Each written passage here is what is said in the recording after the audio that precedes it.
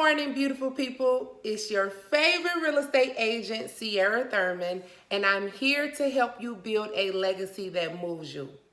Be sure to subscribe to my channel and hit the bell notification so you can be notified each and every Tuesday when I post a new real estate video. Today's real estate market is super competitive. There are more buyers than there are inventory or homes available. So, as a buyer in a seller's market, you'll often find yourself in a multiple bidding situation. In today's video, I'll discuss 7 tips that'll help you have the winning offer in a tough seller's market. Step 1, as a buyer's agent, you should mentally prepare your client. Many buyers come into the market with unrealistic expectations, and when inventory is low and demand is high, it's a seller's market. So what does that mean for the buyer?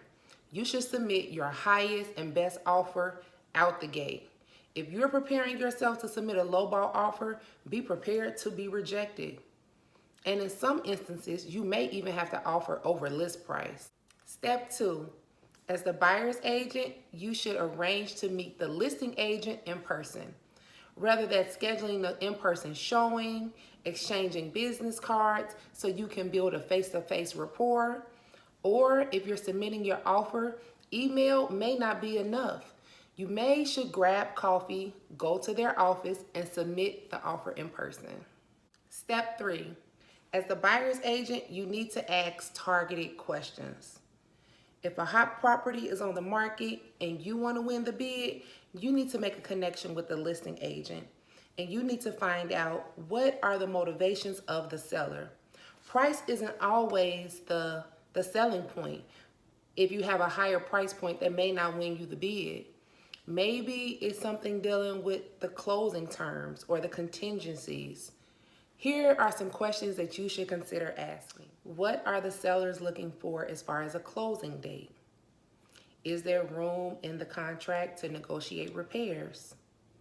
And last but not least, how long has the seller lived in the home? Step 4, drop those contingencies.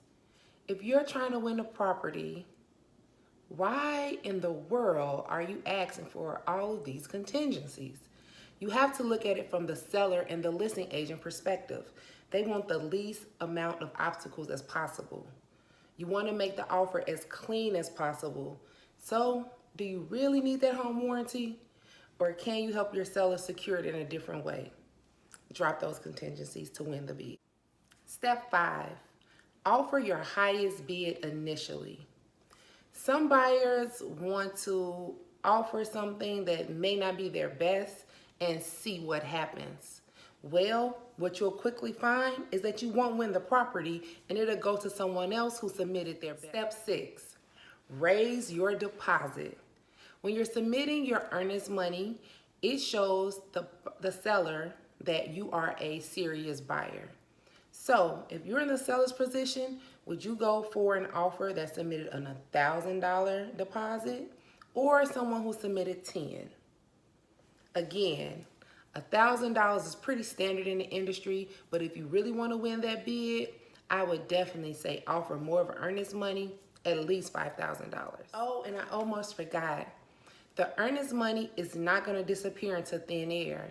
If you truly plan on purchasing the home, it's going to go toward the purchase price of the property. So essentially, it's still yours to keep. Something else that's a little secret sauce, step 7, make sure you draft an escalation clause when presenting your offer. An example of an escalation clause would be, you submit your offer and you state that you're willing to pay 1% more than the highest bid capped at a certain amount. So for example, let's say the property was listed at $275,000, and there were 3 bids. One submitted for $275,000, another person submitted for $280,000, and the third person submitted for $290,000. The person who had that escalation clause stated that they were willing to beat the highest bid by at least 1%. So that means you will be offering, your new offer would be $292,000, which is 1% over the $290,000. which means you win the house. As you can imagine, in a seller's market, the bidding wars can get pretty competitive. So make sure you have an agent who has your best interest in mind, someone who knows how to negotiate on your behalf, and ultimately someone who will win you that home. Thanks so much for tuning in. If you found value in the content, be sure to share with your friends. Once again, my name is Sierra Thurman. I'm your favorite real estate agent, and I'm here to help you build a legacy that moves you. I'm a licensed agent with Coldwell Banker Realty. Have a great day.